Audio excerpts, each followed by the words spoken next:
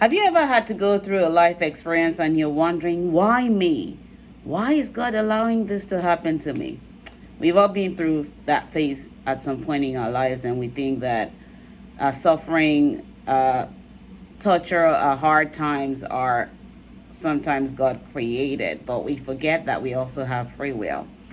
And when you don't think about the choices you're making in life, you think God is allowing you to go through something, but it's all in your mind. That story, that narrative is all played back in your mind because you also had the choice to make decisions and you're not really reflecting or becoming accountable for the part that you played in the experience.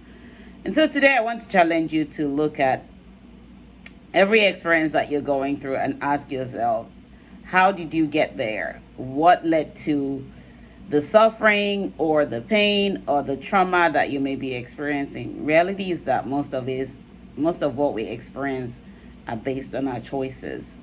And our choices always come with a consequence. I've shared that quote with you. For every choice you make, there is a consequence that you would have to face. That's from my book, Beyond the Pain. And I wrote that quote when I was trying to teach my son some things in life and about making choices.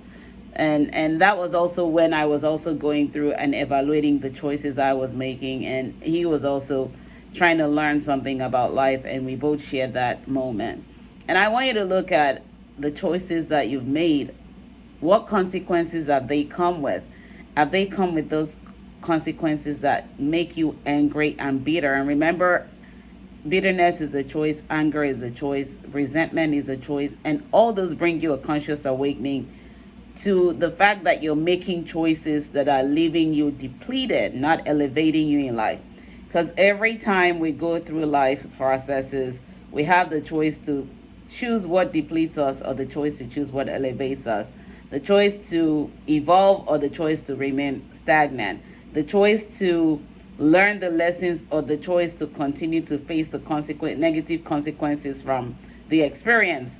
It's all about choices, and you have to be in the right mindset to be able to make a choice that moves you forward, not move you stagnant or moves you 10 steps back. And so when you remember that life comes with opportunities, and opportunities also bring the choices that you would have to make for you to discover that there is everything possible in life. There are no limitations, there are only possibilities.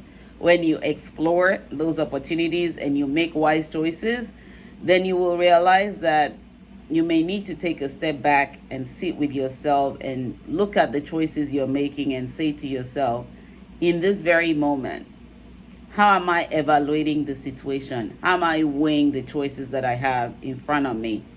Is this going to lead to a negative consequence? Is this going to lead to a positive outcome? Is this going to take me 10 steps back? Is this going to take me 10 steps forward?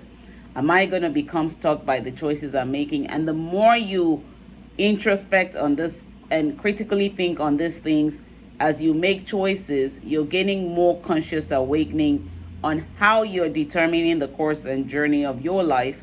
Remember, the course and journey of your life has been handed to you by God. You now have the script. You have your story. You need to evaluate your story. Is it moving you in the right direction, or is it moving you in the wrong direction? Who are you inviting into the story?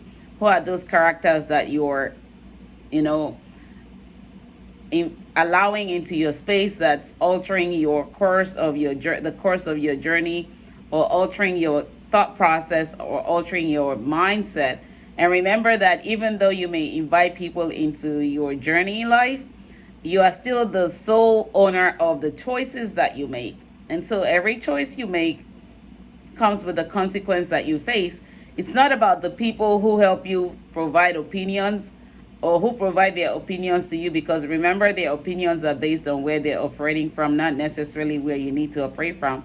It's all about what decision, what choice you decide to go with at the end of the day, because they come in to bring you an awakening. They may provide their advice, which is based on where they're operating from, but you would have to make the choice to own the final decision Become accountable for the decisions you're making. Become responsible for the outcomes of the decision that you're making.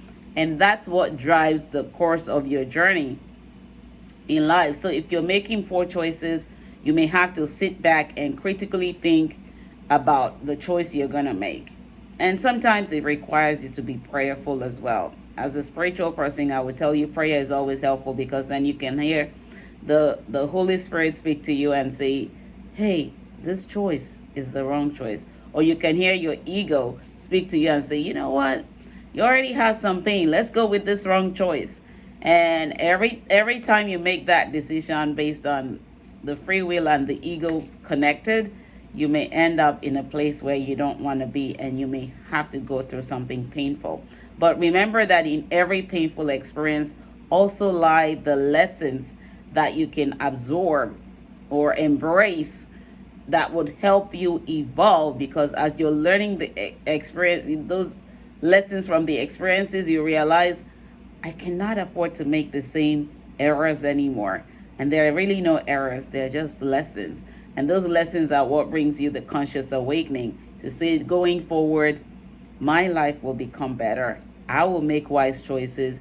I will evaluate the choices I'm making and see what impact they have on my life before I make that shift to stepping ahead in the game of this life's journey. Remember, the only person who can bring you pain is you, based on what you're choosing to accept and what you're choosing to put into effect. And so when you're making the choices, remember that the choice can bring you pain, or the choice can move you towards where you're healing and becoming better. And it's sitting on those thought process and critically thinking, introspecting, getting the conscious awakening of how that can impact your life. And remember, you're not going to have regrets, because you're going to have lessons that you need to learn, so you don't keep repeating patterns and cycle, but you keep evolving through the process. Remember, life is a journey of discovery, and at every point as you discover yourself, the more you'll learn lessons, the more you'll evaluate the choices you're making, and the more you'll shift into overcoming every obstacle that may bring what we label as pain, but conscious awakening moments into your life. And as you embrace those lessons, as you embrace those conscious awakening moments, you realize you cannot afford to shift to the left, but you will align yourself with the processes that you have to go through, embrace the lessons as they come, and evolve while you're still breathing and living. Remember, the only one who can stop you in life's journey is you.